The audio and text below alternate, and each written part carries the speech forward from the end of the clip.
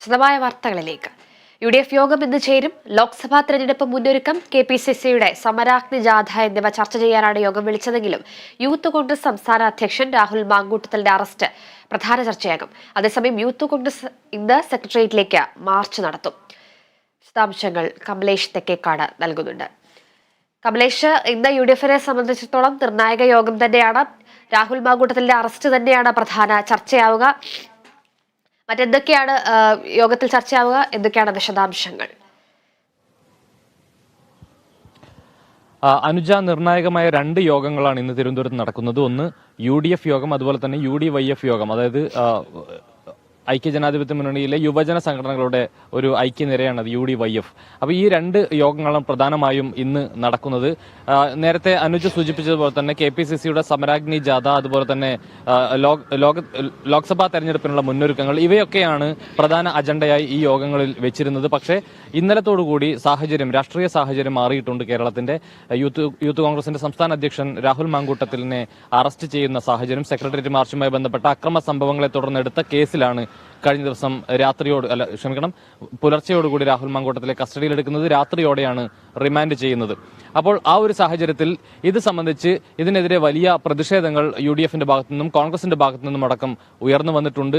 ഭരണകൂട ഭീകരതയാണ്, അല്ലെങ്കിൽ ഭരണകൂടത്തിന് ഭ്രാന്തിളകിയ അവസ്ഥയാണ് ഉള്ളത്. അതിന്റെ ഭാഗമായുള്ള പ്രതികാര നടപടിയാണ് രാഹുൽ മാങ്കൂട്ടത്തിലിന്റെ അറസ്റ്റ് എന്നും അതിനെ റിമാൻഡ് ജയിലിലടക്കുന്ന ഒരു സാഹചര്യം ഭരണകൂട ഭീകരതയാണ് എന്നതടക്കമുള്ള വിമർശനങ്ങളാണ് UDF പ്രധാനമായും ഉയർത്തിയിട്ടുള്ളത്, കോൺഗ്രസ് പ്രധാനമായും ഉയർത്തിയിട്ടുള്ളത്.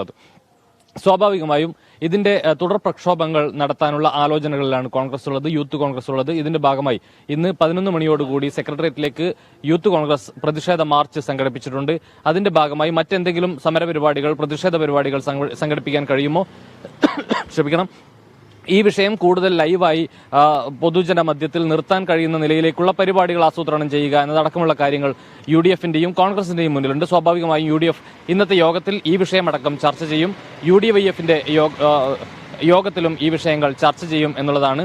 ഇതിൽ പ്രധാനമായും UDFന്റെ യോഗത്തിൽ പ്രധാനമായും ചർച്ച ചെയ്യുന്ന മറ്റ് വിവിധ വിഷയങ്ങളുണ്ട്. അതിലൊന്ന് ഈ നവകേരള സദസ്സുമായി ബന്ധപ്പെട്ട് വലിയ വിമർശനങ്ങൾ UDF ഉയർത്തിക്കൊണ്ടുവന്നിരുന്നു.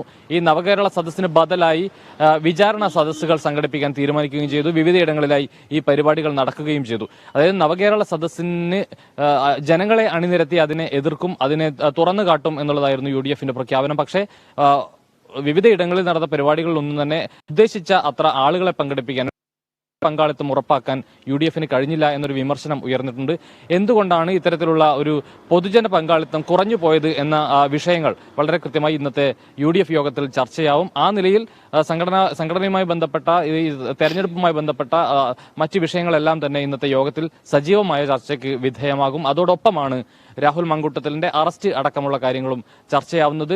ഏതായാലും 11 മണിയോടുകൂടി യൂത്ത് കോൺഗ്രസിന്റെ സെക്രട്ടേറിയറ്റിലേക്കുള്ള പ്രതിഷേധ മാർച്ച് നടക്കും. തുടർ പ്രക്ഷോഭങ്ങളും ഇതിന്റെ ഭാഗമായി കോൺഗ്രസും UDFും യൂത്ത് കോൺഗ്രസും UDYFും എല്ലാം തന്നെ സംയുക്തമായി ഇത്തരത്തിലുള്ള പ്രക്ഷോഭങ്ങളിലേക്ക് കടക്കാനുള്ള സാധ്യതയുമുണ്ട്.